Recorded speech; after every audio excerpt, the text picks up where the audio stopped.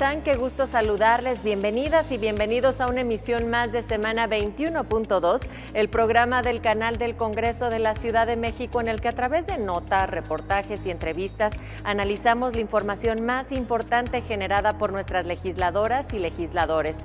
Soy Natalia Luna y les invito a que nos acompañen porque tenemos mucha información, ya que esta semana el Congreso de la Ciudad de México celebró con el Instituto Politécnico Nacional los primeros 100 años de vida de la Escuela Superior de Ingeniería y Arquitectura. Además, hoy le presentamos un reporte sobre el acceso oportuno a la justicia para las mujeres en materia de delitos político-electorales y, por otra parte, le platicaremos sobre la búsqueda de elevar a rango de ley la alimentación de estudiantes de nivel básica y también de la propuesta para crear una fiscalía especializada en la atención para personas con discapacidad. Además, como saben, el país tendrá próximamente el proceso de revocación de mandato y en ese sentido le contamos sobre el llamado a revisar interpretaciones jurídicas. Para hablar de esto y más, le doy la bienvenida a mi compañero Germán Martínez. Hola Germán, qué gusto saludarte. ¿Qué tal, Natalia? Así es, pues ya listo con toda la información relacionada al Congreso de la Ciudad de México y esta semana vaya que tuvimos actividad. Déjenme comenzar contándoles que la diputada Marta Ávila hizo un llamado al Instituto Nacional Electoral para que en el contexto del proceso de revocación de mandato revise sus interpretaciones jurídicas, sus resoluciones y acciones a la luz de la Declaración Universal de los Derechos Humanos, el Pacto Internacional de Derechos Civiles y Políticos y la Convención Americana sobre Derechos Humanos a fin de garantizar el pleno ejercicio de los derechos civiles y políticos de todas las y los ciudadanos. También llamó a que sean revisadas las restricciones que se han impuesto a las y los legisladores en todo el país. La diputada Mónica Fernández presentó una iniciativa para reformar la Ley de Educación de la Ciudad de México para que se elaboren programas y campañas locales con acciones específicas y coordinadas con otros entes de gobierno de la Ciudad de México orientadas a la entrega de alimentos escolares a todos los estudiantes de nivel básico en escuelas públicas y los centros dedicados a impartir educación especial y atención múltiple. Mónica Fernández señaló que tras la eliminación del programa de escuelas de tiempo completo se impacta a los padres y madres, sobre todo a las madres solteras que tenían un apoyo sostenido para los cuidados y alimentación de sus hijos e hijas mientras podían ir a cumplir las jornadas laborales. Esta propuesta será dictaminada en la Comisión de Educación. El Congreso de la Ciudad de México llamó a la Jefatura de Gobierno y a la Fiscalía General de Justicia a que sea creada una fiscalía especializada en atención a víctimas que sufren algún tipo de discapacidad. Lo anterior a solicitud del diputado Héctor Barrera Marmolejo, quien señaló que dicha fiscalía deberá contar con personal capacitado en lenguaje de señas y comunicación de distintas lenguas indígenas, donde se brinde un trato digno y una atención prioritaria a personas con discapacidad. La diputada Elizabeth Mateos exhortó a las personas titulares de la Secretaría del Medio Ambiente y la Secretaría de Educación, Ciencia, Tecnología e Innovación, ambas de la Ciudad de México, para que de manera coordinada lleven a cabo programas que fomenten una cultura del cuidado de los animales, dirigidos a las niñas, niños y adolescentes de educación básica en la Ciudad de México. Esto ante la imperiosa necesidad que existe de realizar un esfuerzo integrado entre padres, profesores, trabajadores sociales, veterinarios, pediatras, asociaciones de protección animal y psicólogos para prevenir el maltrato a los animales y su posterior transformación en violencia social. El diputado Jorge Gaviño presentó una iniciativa para la protección de los derechos de las personas que realizan el reparto de bienes y que se ofertan a través de aplicaciones móviles como lo son Rappi, Uber Eats o Didi Food. El legislador señaló que actualmente las y los repartidores de estas plataformas resienten una precarización o deterioro de condiciones del trabajo, pues se les niega el reconocimiento de derechos, de relaciones laborales, así como de prestaciones de seguridad social. En tanto, los usuarios de estas plataformas han sido afectados con incidentes relacionados a su seguridad. De aprobarse la reforma a la Ley de Movilidad de la Ciudad de México, se establecerá la obligación de que las plataformas acrediten y cubran el aseguramiento integral a favor de las personas repartidoras, prestaciones de ley, así como un programa de prevención de riesgos y la creación de un padrón de registro ante la Secretaría de Movilidad sobre repartidores confiables. Por último, el diputado Nazario Norberto Sánchez propuso prohibir la entrada a los grupos de animación de los equipos visitantes, mejor conocidas como barras, a los estadios en la capital. Lo anterior tras señalar que en los eventos deportivos debe garantizarse la seguridad e integridad de las y los espectadores. El legislador propuso reformar la ley para prevenir la violencia en los espectáculos deportivos en la Ciudad de México, a fin de que las autoridades y prestadores de servicios en centros deportivos estén obligadas a garantizar el derecho de la no violencia para todos los asistentes en condiciones de igualdad para su participación en actividades culturales, artísticas y deportivas. Esta fue la información más relevante ocurrida aquí en el Congreso de la Ciudad de México. No se olviden de seguirnos en nuestras redes sociales y estar al tanto de lo que ocurre aquí en la Casa del Pueblo. Yo soy Germán Martínez y regresamos contigo, Natalia. Muchas gracias, Germán. Existen muchas formas en las que la violencia se manifiesta e históricamente las mujeres hemos sido víctimas de todas ellas. La simulación ha sido una de las armas utilizadas por los agresores, en particular en materia política. Esto para limitar nuestro acceso a cargos de elección popular. Debido a esta situación, en el Congreso de la Ciudad de México se aprobaron diversas reformas con la intención de erradicar la violencia política contra las mujeres en razón de género. Mi compañera Feli Carnaya nos platica.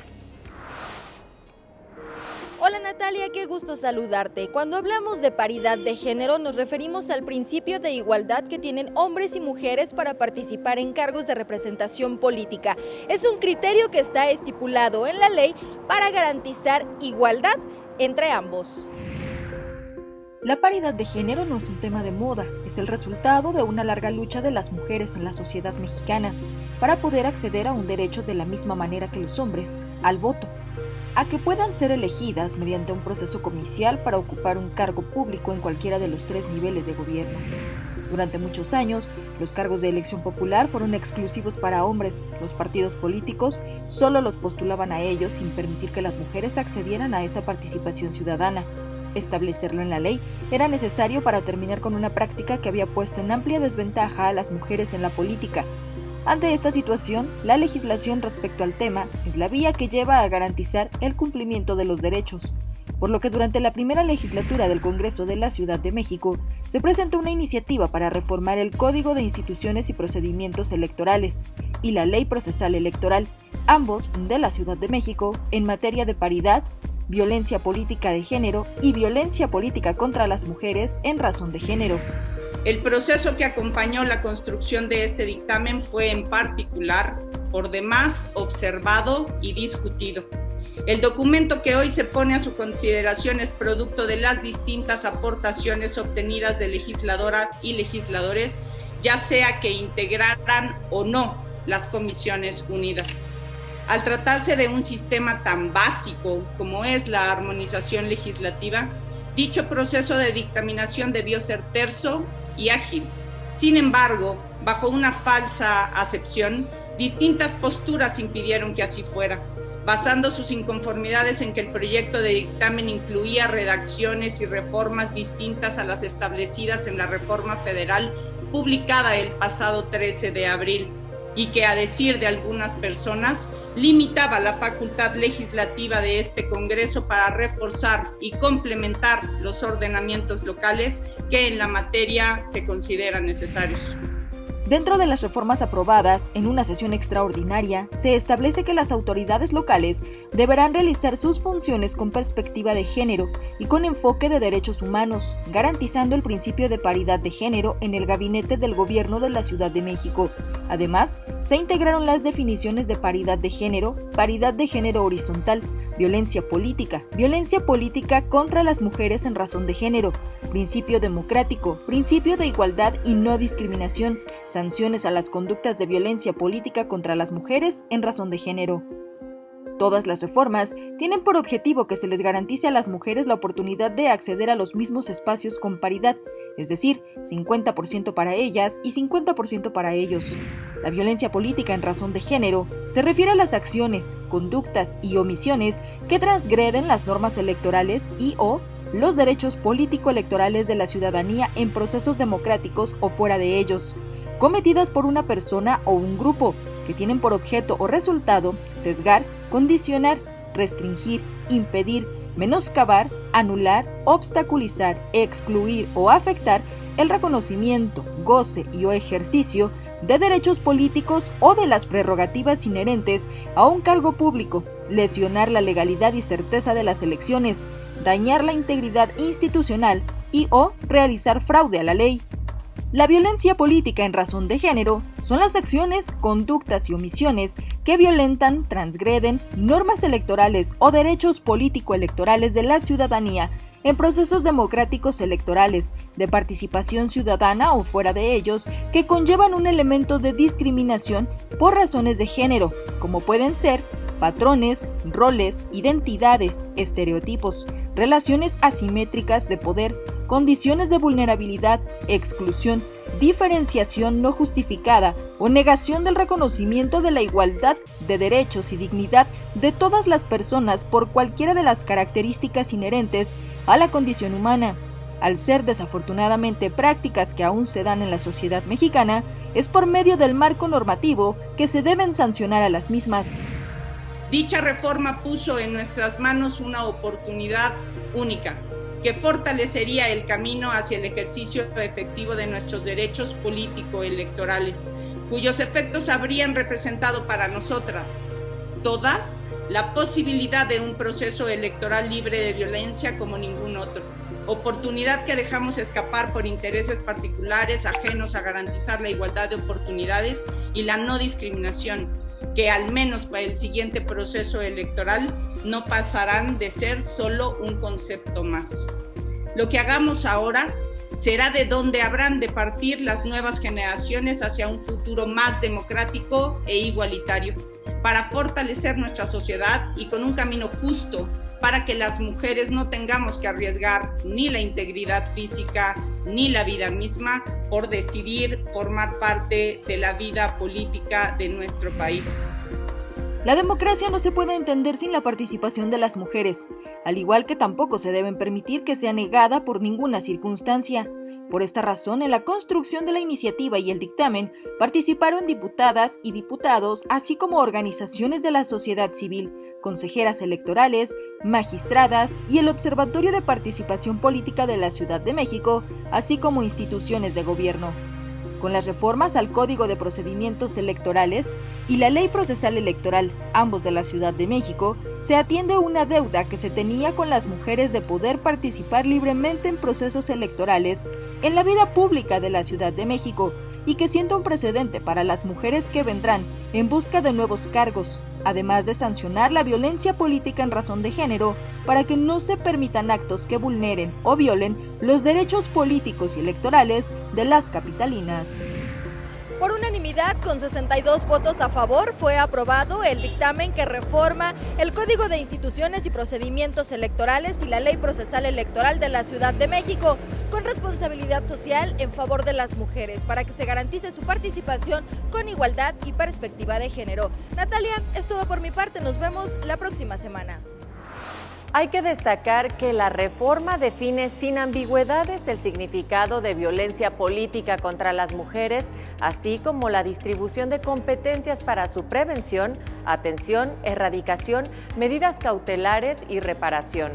Pero sobre todo, la fija como causal de nulidad en un proceso electoral.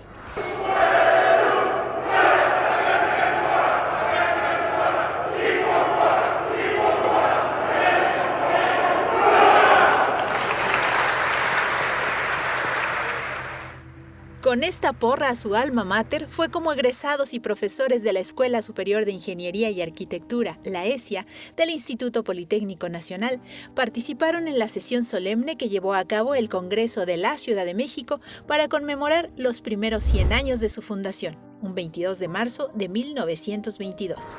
¿Cómo apoyar a nuestras mujeres cuando van a tomar esa difícil decisión de emigrar?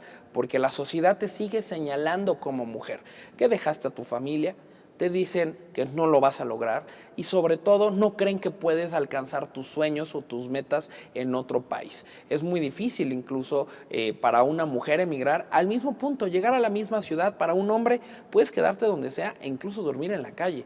Para una mujer no, porque desgraciadamente puede sufrir de todo tipo de violencia de género. Esta semana el Congreso de la Ciudad de México conmemoró los 100 años de la Escuela Superior de Ingeniería y Arquitectura, la ESIA por sus siglas, una institución académica formadora de ingenieros civiles, arquitectos, geofísicos, geólogos, petroleros y topógrafos que han encabezado importantes obras de ingeniería y arquitectura en nuestro país. Con esta ceremonia, las diputadas y diputados reconocieron la importancia de la educación pública en nuestro país y el esfuerzo que por estos primeros 100 años han hecho y hacen los estudiantes, profesores y todo el personal que labora en esta institución. Marina Estrada nos tiene los detalles de esta conmemoración. Vamos a ver.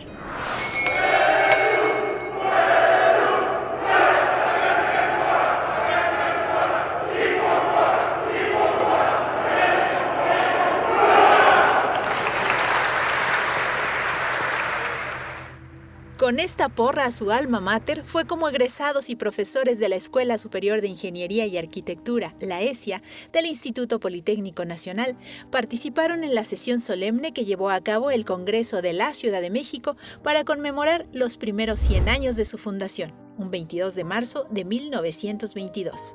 Esta casa de estudios actualmente tiene 3 sedes, una en Zacatenco, otra en Tecamachalco y una más en Ticomán, donde se imparten 6 carreras: arquitectura, ingeniería civil, geología, geofísica, ingeniería petrolera, así como topografía y fotogrametría, además de un doctorado, 3 maestrías y 2 especialidades. Todo comenzó con la Escuela Técnica de Maestros Constructores ubicada en la esquina de Tolsá y Tres Guerras, en pleno centro histórico de esta ciudad, que luego cambió su nombre a Escuela Superior de Construcción, uno de los planteles fundadores del Instituto Politécnico Nacional. Para 1937 recibe el nombre de Escuela Superior de Ingeniería y Arquitectura, convirtiéndose desde entonces en un semillero de profesionales al servicio de la patria. Quienes han egresado de esta institución, las y los ingenieros civiles, arquitectos, geofísicos, geólogos, petroleros y topógrafos han contribuido sustancialmente en la construcción de la infraestructura nacional y el desarrollo de este país. Generación tras generación, las y los ingenieros y arquitectos de la ESIA han puesto en alto el principio, la técnica al servicio de la patria. Como tal, su propósito fue que el país contara con los ingenieros y arquitectos necesarios para llevar adelante el proyecto de industrialización nacional.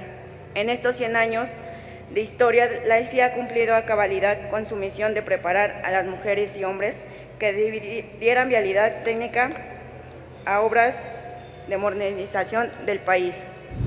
A nivel internacional somos muy reconocidos como técnicos, técnicos que están familiarizados con la sismicidad y que la reflejamos en nuestros análisis y diseños de estructuras de todo tipo. Yo le aseguro que hay en cada municipio del país un ingeniero egresado de la ESIA, orgullosamente egresado de la ESIA, que está llevando esos estándares de calidad. Hoy, a 100 años, la ESIA es la escuela más grande del Politécnico y recibe en sus aulas a 7,113 alumnos en 2 turnos, de donde egresan entre 400 y 500 cada semestre, fortaleciendo con ello el acceso a la educación pública al acoger a muchos estudiantes de escasos recursos o de distintos puntos del país. Es trascendental, indudablemente. Hace años era una de las únicas instituciones donde las familias de escasos recursos tenían esa posibilidad, esa oportunidad de ser profesionistas y de enfrentar de otra manera la parte social, la parte económica, y además era el primer profesionista posiblemente de su familia, ¿no? Yo soy originario de un municipio muy chiquito de Puebla, Atlisco, y cuando nos hablaban del Politécnico y del sueño de alcanzar a estudiar en esta escuela, realmente lo tomábamos como una meta muy grande. Afortunadamente las condiciones se dieron y es por eso que estamos aquí ya desde hace casi 5 años, ya muy cerca de terminar la carrera. Y la educación pública la hacen más que otras participantes de la misma nuestros estudiantes. Y ellos nos van forjando, nos van impulsando para ser cada día mejores docentes, mejores personas, y ellos a su vez ven en nosotros el reflejo de lo que es un buen profesionista, un profesionista de excelencia, que lo es desde el hecho que está en el Instituto Politécnico Nacional. La ESIA es muy conocida por tener una de las mayores comunidades estudiantiles. Estamos hablando ahorita a nivel licenciatura cerca de 7,000 alumnos, en maestría cerca de 300. Desde sus primeros años, la ESIA ha dado cabida a las mujeres y con el paso del tiempo la presencia de ellas como docentes, administrativas o alumnas es más visible. Entre las primeras mujeres estuvieron María Luisa Serrano, María Fernanda Campa Uranga y Ruth Rivera Marín. No podemos omitir nombres como el nombre de Ruth Rivera Marín, hija de la escritora Guadalupe Marín, y Diego Rivera, quien fue la primera mujer egresada precisamente de esta institución. Una muestra de la pluralidad y la perspectiva de género en las 3 unidades del Instituto Politécnico Nacional donde se imparten estas carreras, la encontramos en cada una de sus estructuras orgánicas. Pues también hay que decirlo, 8 a 10 mujeres ocupan cargos directivos en la propia escuela y en el instituto. Entre sus obras destacan el Centro Médico Nacional y el Museo de Arte Moderno. Actualmente en esta escuela estudian 2.500 mujeres. Profesores y alumnos han visto cómo a las aulas se ha sumado la perspectiva femenina al estudio y la aplicación de las ingenierías. Parte del hecho de que yo estoy aquí, que estamos representando, es porque tenemos las habilidades, tenemos las cualidades. Como mujeres sabemos liderar muy bien y también sabemos distinguir aquellos toques o aquellas partes que a veces no se ven. Entonces creo que es un trabajo en equipo y el hecho de venir a complementar algo que solamente anteriormente se veía de una perspectiva y ahora nosotras venimos y sumamos más. Que se ha logrado una equidad dentro de esta institución. Es cierto, incluso cuando yo empecé a estudiar la carrera, de un salón de 30 alumnos, únicamente 5 eran mujeres. Sin embargo, hoy en día podemos encontrar cerca de 12 a 15, lo cual ya representa un 50% de la comunidad. Yo tengo ahorita 2 grupos en el cual tengo 15 alumnas en un grupo y en el otro tengo 13. Tengo alrededor de 25 alumnos, entonces casi la mitad son ingenieras o estudiantes que están estudiando ingeniería. Yo a todas mis alumnas las veo como, pues así como tal, mujeres sencillas y que capaces, muy capaces, al igual que los hombres. En la ESIA dan clases 468 profesoras y profesores para quienes la docencia no es solo un trabajo, es la mejor manera de desempeñar su carrera, compartiendo su conocimiento y al mismo tiempo aprendiendo día a día de los jóvenes. Para muchos maestros con más de 40 años desempeñando esa labor, las anécdotas más relevantes se viven todos los días. Es la cotidianidad, son momentos de verdad que no se repiten, es como el agua de los ríos. Y aquí pasa exactamente las mismas generaciones, los estudiantes, y no se vuelve a repetir. Y entonces dar lo mejor en ese momento porque es el único, llámese una clase, llámese un semestre o llámese toda una generación. Yo estoy muy orgullosa porque el director de la ESIA, el ingeniero Sergio César Arroyo Trejo, fue mi alumno, el subdirector administrativo, el ingeniero Manjarres también. Entonces yo he visto pasar aquí a las generaciones que formamos y veo que están haciendo un papel excelente. Te puedo decir que como docente me siento con muchas satisfacciones personales, es una vocación que tal vez jamás en la vida imaginamos que íbamos a ser docentes muchos de los que estamos aquí, pero estamos por convicción y con muchas ganas de ver a nuestros estudiantes ya en el ámbito profesional. Aprendemos muchísimo de ellos.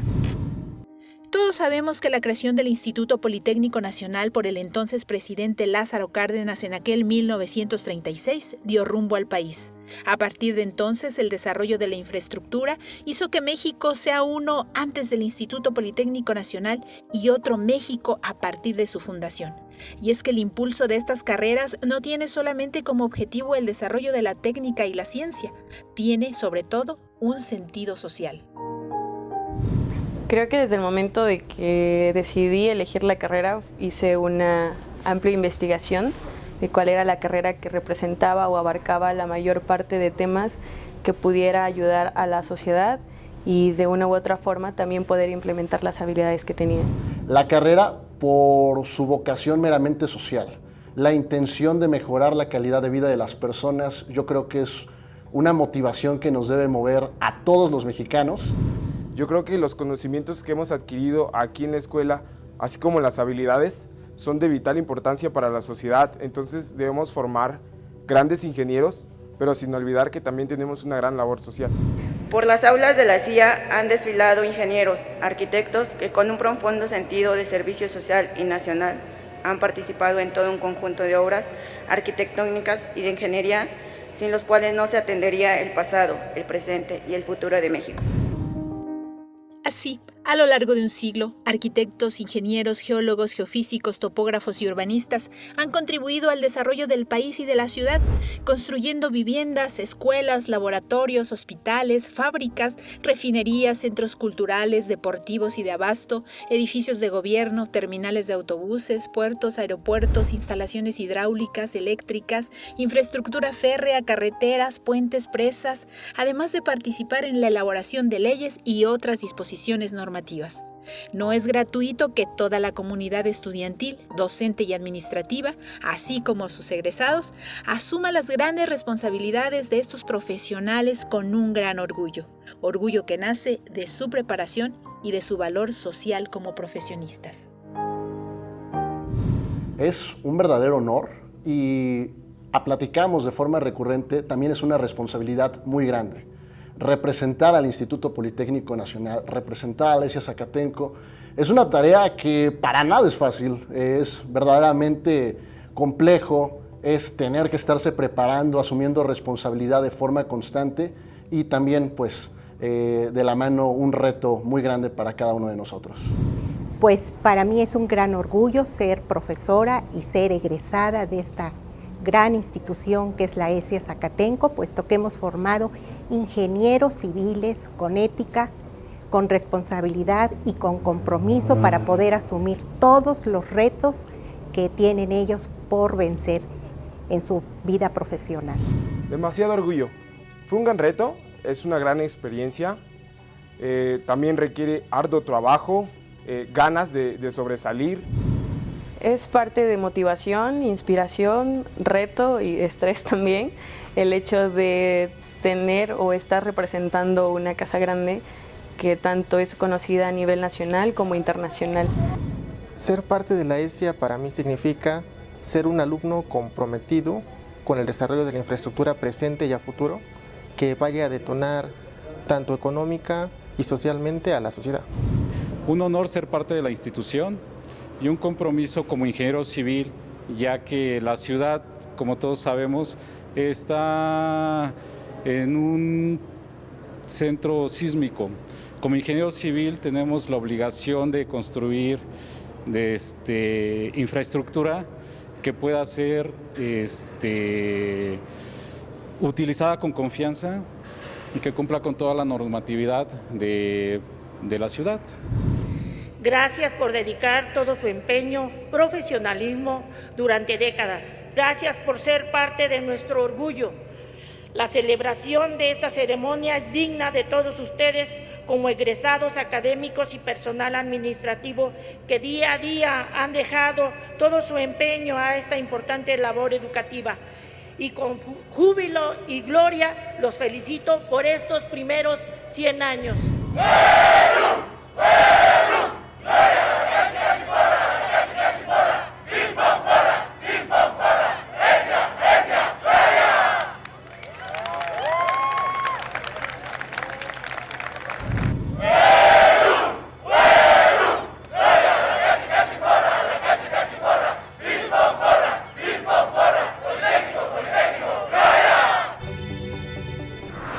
Así como lo ve y como lo escucha, un siglo entero brindando educación a miles de jóvenes que han hecho de esta Escuela Superior de Ingeniería y Arquitectura del Politécnico Nacional su segunda casa.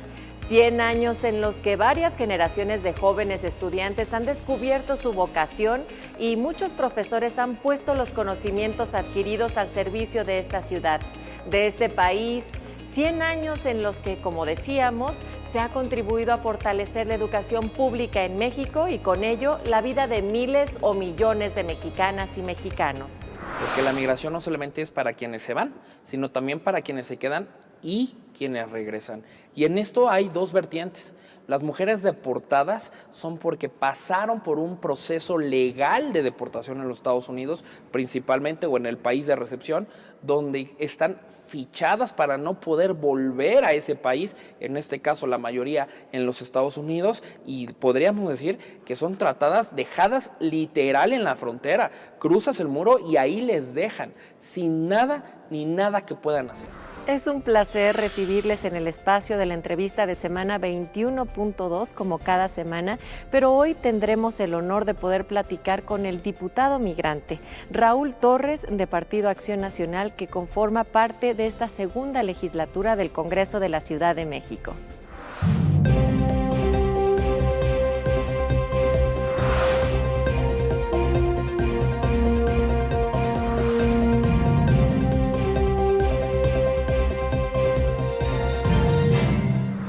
Diputado, bienvenido. Muchísimas gracias por acompañarnos en Semana 21.2. Muchísimas gracias a ti y a todos quienes hoy nos están viendo desde sus pantallas y también desde las redes sociales. Diputado, ¿cómo ha sido esta experiencia en la figura de diputado migrante durante esta segunda legislatura? Esta segunda legislatura marcó tendencia en estos dos periodos que llevamos, porque como es una novedad la figura de la diputación migrante, nadie sabía qué íbamos a hacer en el Congreso. Y hemos marcado tendencia, puesto que a pesar de ser un diputado de oposición, que somos la minoría, pues prácticamente el 90% de lo que hemos propuesto, y no digo el 100, y ahorita entraré al tema del por qué no el 100, pero el 90% de los puntos se han tomado a favor, incluso por distintos partidos políticos, en un tema de un consenso, y al principio me han recibido muy bien. Y bueno, por supuesto que esto también es un resultado de que el tema migratorio es fundamental y común, sin importar a qué partido o fuerza política se pertenezca durante esta segunda legislatura. Por supuesto, la agenda migrante va más allá, es una agenda internacional que ayuda a las 16 alcaldías y que yo lo he dicho desde antes de ser diputado y lo digo hoy desde el curul, cuando uno sale del país, uno nada más es mexicano, uno deja atrás los colores e identidades partidistas. Por supuesto que estoy agradecido con el Partido Acción Nacional, que es quien hoy represento, pero todos los mexicanos y mexicanas de origen de la Ciudad de México, al salir, pues se convierten en un migrante más, en un mexicano en el exterior, y eso entonces tiene que ser visto como transversal, no solamente desde una perspectiva de una ideología.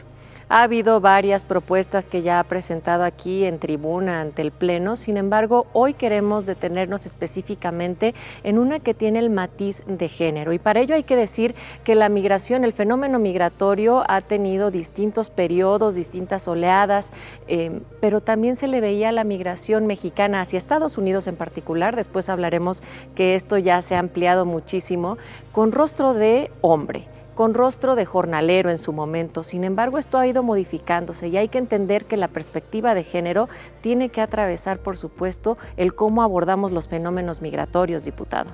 Totalmente. Cuando uno es migrante y cuando uno decide salir de su país, no lo hace por gusto, ni el más rico o la más rica, ni el más pobre o la más pobre.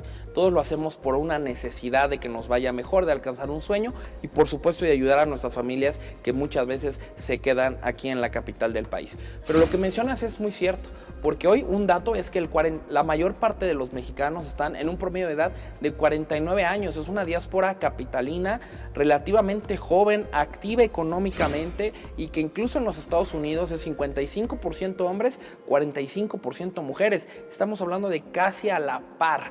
Pero uno de los puntos más importantes que a mí me vino a traer esta propuesta es cómo apoyar a nuestras mujeres cuando van a tomar esa difícil decisión de emigrar. Porque la sociedad te sigue señalando como mujer, que dejaste a tu familia, te dicen que no lo vas a lograr y sobre todo no creen que puedes alcanzar tus sueños o tus metas en otro país. Es muy difícil incluso para una mujer emigrar al mismo punto, llegar a la misma ciudad. Para un hombre puedes quedarte donde sea e incluso dormir en la calle. Para una mujer no, porque desgraciadamente puede sufrir de todo tipo de violencia de género. Y por ello, en esta proposición que usted presentó ante el Pleno hace un par de semanas, lo que se pretende es que la Secretaría de Mujeres de la Ciudad de México dé un acompañamiento legal, psicológico y económico a aquellas mujeres retornadas y también deportadas. Pero antes de entrar en esta materia, hagamos también la distinción para nuestras audiencias, por favor, en qué consiste ser una mujer retornada y por otra parte una mujer deportada. Por supuesto, y es bien importante que lo mencionemos, porque la migración no solamente es para quienes se van, sino también para quienes se quedan y quienes regresan. Y en esto hay dos vertientes. Las mujeres deportadas son porque pasaron por un proceso legal de deportación en los Estados Unidos, principalmente, o en el país de recepción, donde están fichadas para no poder volver a ese país, en este caso la mayoría en los Estados Unidos, y podríamos decir que son tratadas, dejadas literal en la frontera. Cruzas el muro y ahí les dejan, sin nada ni nada que puedan hacer. Quienes retornan es un retorno voluntario, sabiendo que no se cuenta con el estatus legal para residir en el país como los Estados Unidos o en alguno otro, pero no quedas fichado o fichada. Tú puedes regresar a tu entidad, a tu país, y puedes incluso aplicar a una visa para poder entonces regresar al país donde estabas. Pero la diferencia es que en una estás fichada y en el otro no. Pero los dos son retornos muy complicados para nuestras mexicanas. Y sin duda entender estas distinciones también nos ayudaría a comprender el panorama al que se enfrentan las mujeres retornadas y deportadas a la Ciudad de México. Por supuesto. Y te voy a comentar que hay una zona llamada Little Los Ángeles, aquí en la alcaldía Cuauhtémoc, en la colonia tabacalera, donde vemos que llegan muchas mujeres, muchos deportados, otras son retornadas, pero esa es la comunidad donde se reúnen. Y desgraciadamente es una ciudad que no está abierta para esta comunidad y acaban en la calle. Entonces tenemos que buscar oportunidades para que se puedan regresar a la sociedad, para que podamos incluso aprovechar todo el gran capital que tienen, que aprendieron en los Estados Unidos principalmente, y aplicarlo aquí en la Ciudad de México. Eso es lo que nos hace falta. Y es que además, como su mayoría ha radicado en Estados Unidos, vienen de un trabajo arduo, vienen de también enviar remesas y de estar apoyando a todas sus familias aquí en este país, en particular en la Ciudad de México. ¿Cómo esta propuesta propone acompañar específicamente a estas mujeres, diputado? Por supuesto, lo acabas de decir bien, son las remesas lo que hoy mantiene a este país, y también a la Ciudad de México. Incluso la Ciudad de México recibe más remesas comparado al promedio mensual de otras entidades. Mientras otras entidades reciben alrededor de los $370 mensuales, es la Ciudad de México que está al promedio de 480, casi $500. Esto significa un nivel adquisitivo de nuestros capitalinos y capitalinas mayor en Estados Unidos. Pero aquí viene el tema, si recibimos más remesas de nuestros mexicanos capitalinos y capitalinas, ¿por qué el gobierno no tiene un programa para poder apoyar a nuestras mujeres que muchas veces se ven afectadas por estos retornos? Y ahí es donde pedimos que el gobierno de la ciudad abra los programas para poder apoyar a nuestras mujeres en retorno, porque se necesita salud mental, un apoyo psicológico impresionante, no solamente por quienes se fueron, sino también esa complejidad que es el regresar y cómo te puede llegar a afectar. Dos, es también un tema profesional. Muchas de las mujeres hoy sumamente talentosas en los Estados Unidos en su mayoría, que regresan a la Ciudad de México, pero no encuentran un trabajo, no encuentran cómo apoyar ese oficio, y muchas incluso el tema del idioma. ¿Por qué? Pues han crecido la mayor parte en los Estados Unidos y hablan inglés, no hablan un español perfecto. Y sobre todo un tema económico, porque yo creo que deberíamos dar un apoyo por lo menos de 3 meses para que cuando alguien llega retornado no pierda todos los poquitos o muchos ahorros con los que traen y puedan volver a emprender ese negocio que llevaban en los Estados Unidos, o poder por lo menos tener un lugar donde quedarse y empezarse a mover para buscar empleos. Eso es lo que estamos pidiendo, y que bueno, que fue aprobado por unanimidad aquí en el Congreso de la Ciudad. Y hay que decirlo que además todas las fracciones parlamentarias se unieron a esta propuesta. Pero diputado, hablemos también de las niñas en retorno, de las niñas que además viajan sin acompañamiento, porque muchas veces esos vínculos se han perdido, no se cuenta con una familia, pero sí con los deseos de estar migrando, y que también están siendo devueltas a nuestra ciudad. Por supuesto, el caso de los niños y niñas que han cruzado en la frontera hacia los Estados Unidos en los últimos años es alarmante, porque son menores no acompañados. Y de verdad, no, ningún niño o niña tiene la culpa de haberse ido. Estaban buscando un sueño, acompañando y buscando de la mano de sus padres y de sus madres. Y es muchas veces en Estados Unidos cuando se les señala a estos menores que dicen entraron de forma irregular. Los niños y niñas no tienen la culpa, son inocentes. Cuando regresan a la Ciudad de México es donde tenemos que hacer un tejido social muy fuerte con nuestros menores, porque están perdiéndolo todo. y porque todavía están en un crecimiento de su formación, que la Ciudad de México tiene que ayudar psicológicamente a poder dar estos apoyos, que los propios infantes pues puedan estar en cosas tan básicas como las propias guarderías y regresar a hablar en un tema bilingüe, donde el español y el inglés sean opción. Incluso también como las materias, el poder equiparar los planes de estudios, revalidación de lo que ya se había logrado en el otro país, ¿no? Eso es fundamental porque aunque hoy a nivel licenciatura se pueden homologar algunos de los títulos, tenemos que empezar a ver que esto va hacia el nivel más bajo. Los títulos o los certificados de la primaria e incluso del preescolar, es importante que lo platiquemos de cómo pueden esto participar en el nivel básico de la educación.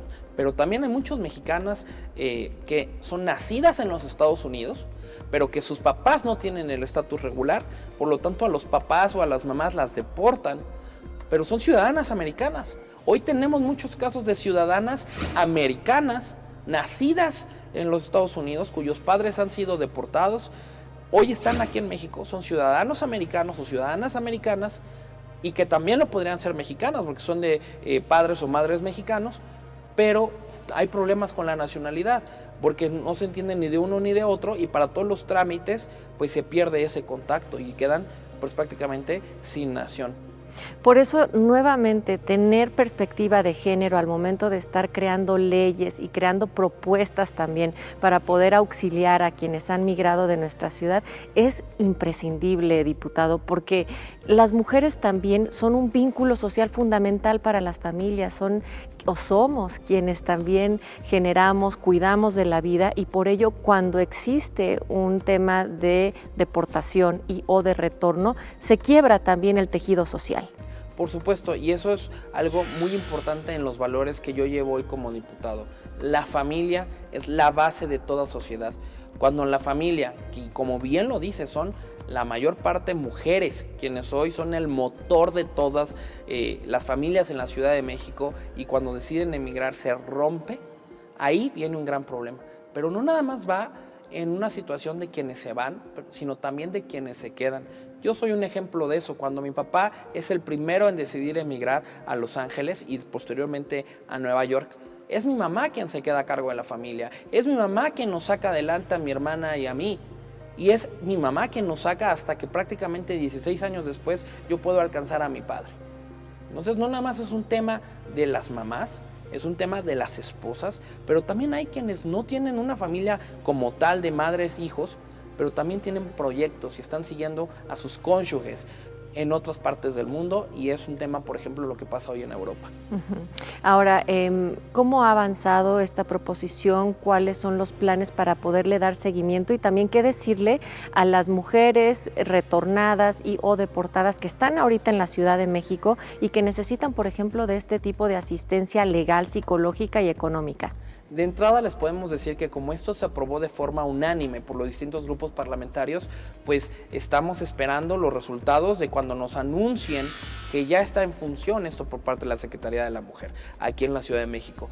Pero algo que ya hemos trabajado también es que con las alcaldías, con las 16 demarcaciones territoriales de la Ciudad de México, puedan abrir estas unidades de atención a nuestros mexicanos y mexicanas en retorno, porque es importantísimo ver a nuestras migrantes no como un problema, sino como una solución a muchas de las cosas que hoy están pasando aquí en México. Entonces, pues creo que también tenemos que hablar y hacer un llamado a que las alcaldías lo tomen, y te puedo decir que en el caso de Benito Juárez ya lo están trabajando muy claro en un centro directamente lo que era antes la Universidad de la Mujer, para que ahora podamos hablar con nuestras mujeres retornadas.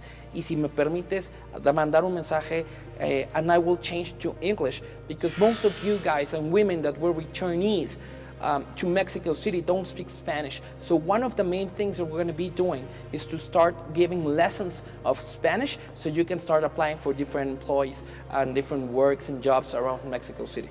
El diputado, por supuesto, acaba de dirigirse a aquellas mujeres retornadas que no hablan español, pero que poder darles el mensaje específico de que también se van a implementar clases en español para que puedan tener el idioma que prevalece aquí en nuestra ciudad y puedan, a través del aprendizaje del idioma español, obtener empleos y o obtener algunos estudios para que puedan continuar y prosperar, por supuesto, en nuestra Ciudad de México. Muchísimas gracias, diputado. Estaremos al pendiente y le daremos seguimiento a estas y a otras propuestas relativas, por supuesto, a la migración. Pues muchísimas gracias y no pierdan de ojo a la Diputación Migrante, porque esto es histórico y es un modelo para que más entidades en territorio nacional busquen tener a su representación, porque la migración hoy es una realidad y somos muchas veces soluciones de afuera a problemas de adentro. Diputado Raúl Torres, diputado migrante de esta segunda legislatura del Congreso de la Ciudad de México, nuevamente gracias. Muchísimas gracias. Y gracias a ustedes, amigas y amigos, por acompañarnos en una emisión más de Semana 21.2. Recuerden, usted, yo, todos somos migrantes de alguna manera y todos también tendríamos el derecho de habitar cualquier espacio en este mundo. Así es que pásenla bien, acompáñenos en la siguiente semana y siga aquí a través de Congreso TV 21.2 y a través también de nuestras redes sociales.